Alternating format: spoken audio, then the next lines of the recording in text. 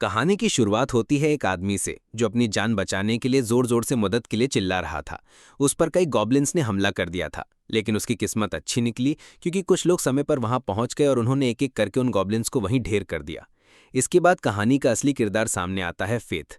बेचारा भूखा प्यासा, जिसकी हालत इतनी खराब है कि खुद को मॉन्स्टर हंटर बनने लायक भी नहीं समझता। और ये सब उसकी बेकार सी स्किल कटनी की वजह से है, जो किसी काम की नहीं लगती। इसी बीच टाउन में होली नाइट्स की एंट्री होती है। लोग उनसे खौफ खाते हैं मानो वो देवता हों। तभी एक ऑरेंज गलती से हिटो नाम के नाइट के पैरों के पास गिर जाता है। बेचारा जिसने गिराया था माफी मांगने ही वाला होता है कि हिटो से धक्का देकर गाली देता है।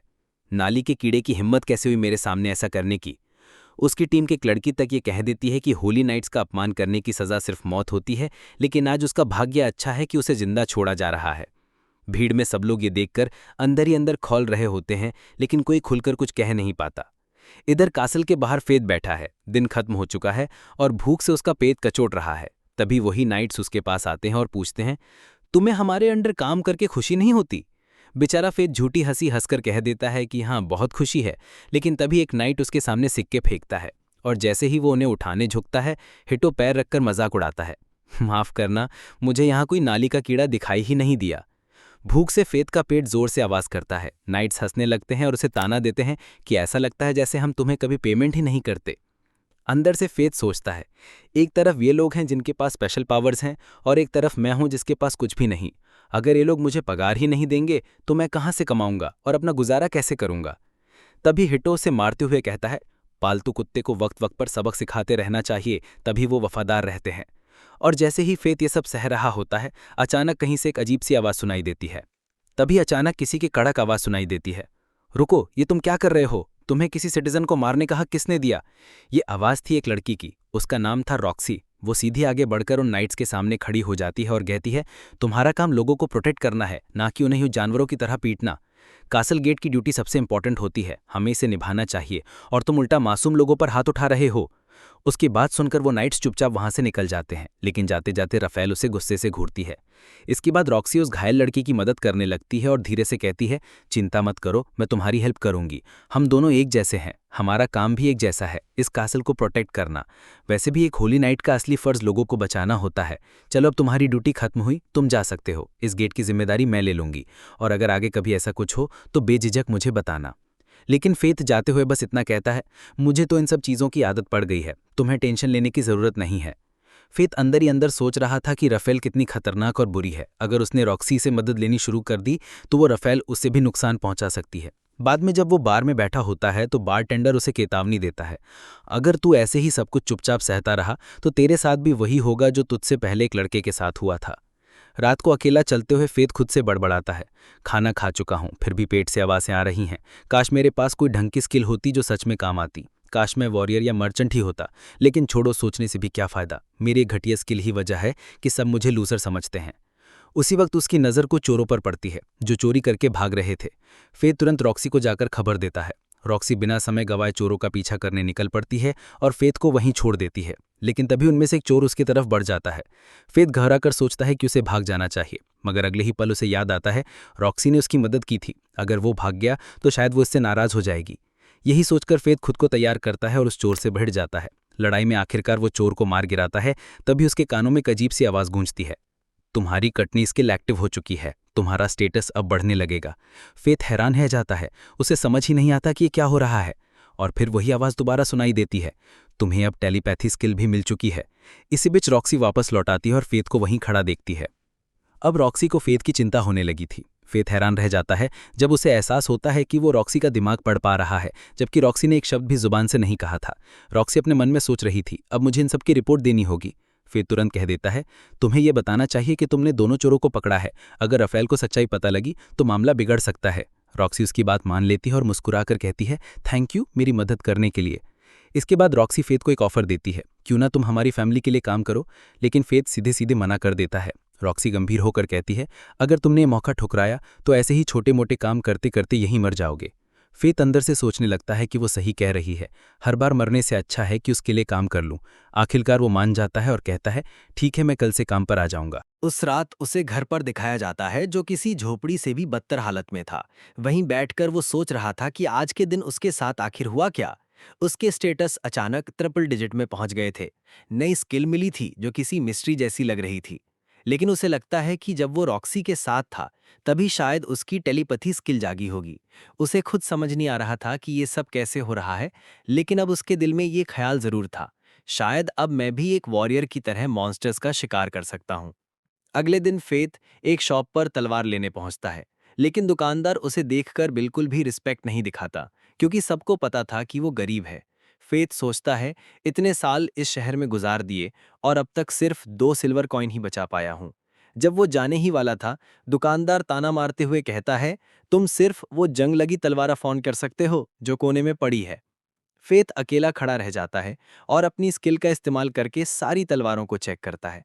एक एक करके वो देखता है कि उनकी स्ट्रेंथ और ड्यूरेबिलिटी लगभग जीरो है, लेकिन तभी उसकी नज़र एक अजीब सी तलवार पर जाती है। जैसे ही वो उसे उठाता है, अचानक एक आवाज़ आती है, मेरा नाम ग्रीड है, अगर तुम अपनी ज़िंदगी बदलना चाहते हो तो मुझे खरीद लो। फेथ चौंक जाता है। तलवार को उसकी कटनी स्किल के बारे में भी मालूम था। बिना ज्यादा सोचे वो अपने 2 सिल्वर कॉइन देकर उस तलवार को खरीद लेता है। उधर वैलेरिया फैमिली के अंदर 2 मेंबर्स की बातचीत हो रही थी।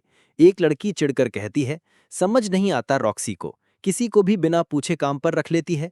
उस पर मैमो कहती है, रॉक्सी को सबक सिखाना होगा।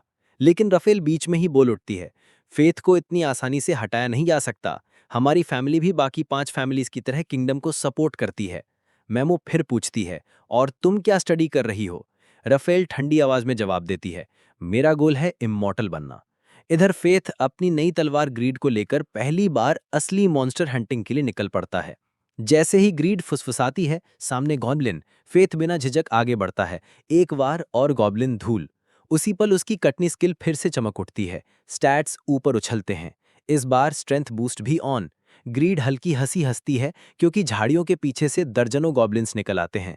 लेकिन अब फेथ वो पुराना डरा सहमा लड़का नहीं है। हर वार साफ, हर कदम न पतुला। जैसे जैसे गॉब्लिन गिरते जाते हैं, तलवार के भीतर से सूखी सी आवाज गूंजती रहती है, Katni skill activated, Katni skill activated. कुछ ही मिनटों में मैदान खाली। और जब वो सांस संभालकर स्टेटस देखता है तो हैरानी होती है, गुना गुना बढ़ चुका है। आज तो खुश हो गए ग्रीड? पूछती है। फेथ की मुस्कान खुद ब खुद निकल आती है। हाँ, आज पेट भी नहीं गुर्राया। पहली बार। वो ठहरकर धीरे से जोड़ता है, मुझे लगता था एक इंसान के पास वही स्किल रहती है जो बचपन में मिलती है। ग्रीड खामोशी तोड़ते हुए समझाती है, ये सही है, लेकिन तुम्हारी कटनी तुम्हें अलग बनाती है। आम इंसान बैटल से बस लेवल बढ़ाते हैं, तुम बैटल से स्किल्स खुद में ले सकते हो। दूसरों की स्किल, तुम्हारी स्किल। तभी फेथ को समझ आता है कि उसका लेवल अब तक 1 क्यों अटका था। वो गलत खेल खेल रहा था। दूर से वॉरियर्स का एक दल आता दिखता है। ग्रीड तुरंत सख्त हो जाती है। कटनी कोई दिखाने की चीज नहीं, ये प्रकृति के नियम के उलट है, इसे राज ही रहने दो। फेथ हंसकर कहता है, राज मैं रखूंगा, और हाँ, धन्यवाद कि तुमने मुझे अपना मास्टर माना। ग्रीड झटके से टोकती है, खुशियाबाद में, पहले ये लोग यहीं आ रहे हैं। फेथ जल्दी जल्दी सारे गॉब्लिन्स के कान समेट लेता है, गिल्ड में कैश के लिए। सिक्कों तो वजन हथेली में अच्छा लगता है, और वो सोचता है, इतने पैसों का करूंगा क्या? ग्रीड तुरंत जवाब देती है, सबसे पहले मेरी मेंटेनेंस। तुम्हें एक ऐसी तलवार मिली है जो जिंदगी पलट सकती है, उस पर पहले ध्यान। वापसी के रास्ते पर ही वो एक आदमी से टकराता है जो एक नन्ही बच्ची को घसीटता हुआ ले जा रहा था। बच्ची की आंखों में डर की रेखाएं हैं, होंठ कांप रहे हैं, प्लीज मेरी मदद करो। फेथ नजर मिलते ही स्कैन करता है और ठठक जाता है। सामने वाला कोई आम गुंडा नहीं, उसकी स्किल स्टेटस कंसीलमेंट है, अपनी असली ताकत छुपाने की काबिलियत। आदमी दांत भींचकर गुर्राता है, इसे होली नाइट्स को बेचूंगा, मोटा माल मिलेगा। ग्रीड धीमे लेकिन साफ चेतावनी देती है, यह बंदा तगड़ा है, टकराने से पहले सोच ले। फेथ की आंखें ठंडी हो जाती हैं। सोच लिया। वो बुदबुदाता है, अगर वो पावरफुल भी है तो बच्ची के सिर पर ताकत का बांका नहीं चलेगा, आज नहीं। वो एक कदम आगे बढ़ता है और टेलीपैथी से बच्ची को फसफसाता है, जब मैं कहूं आंखें बंद करके दाईं तरफ भागना, डरना नहीं, मैं यही हूं। बच्ची हल्का सा सिर हिलाती है। आदमी तलवार आधी निकाल चुका है, पर फेथ की पकड़ ग्रीड पर पूरी है। हवा एक पल को ठिठक जाती है। ग्रीड की धार में धीमी लय कंपन बनकर दौड़ती है। Target locked, Katni sync ready. Faith हंसी दबाकर ऊंची आवाज में कहता है, 2 काम करूंगा, पहला उसे छोड़ोगे, दूसरा अपने पापों की कीमत चुकाओगे, वरना आगे का हिसाब मेरे और ग्रीड पर छोड़ दो। आदमी ठटाकर हंसता है, बेटा, दाम मैं लगाता हूं। उसकी कलाई फड़कती है, तलवार पूरी बाहर। फेद बस इतना कहता है अब, और बच्ची दाईं तरफ झटके से भागती है। उसी क्षण फेद जमीन छूकर फिसलता है। ग्रीड आधे चांद की तरह घूमती है। वार नहीं, वचन, सीधा कलाई पर। धातु टकराती हैं, चिंगारियां उड़ती हैं, और भीतर वही शुष्क उद्घोष, कटनी स्किल एक्टिवेटेड। तो चलो मिलते हैं अगले पार्ट में। और हाँ, सब्सक्राइब कर दो गाइज, बेल आइकन दबा दो ताकि कोई अपडेट मिस ना हो।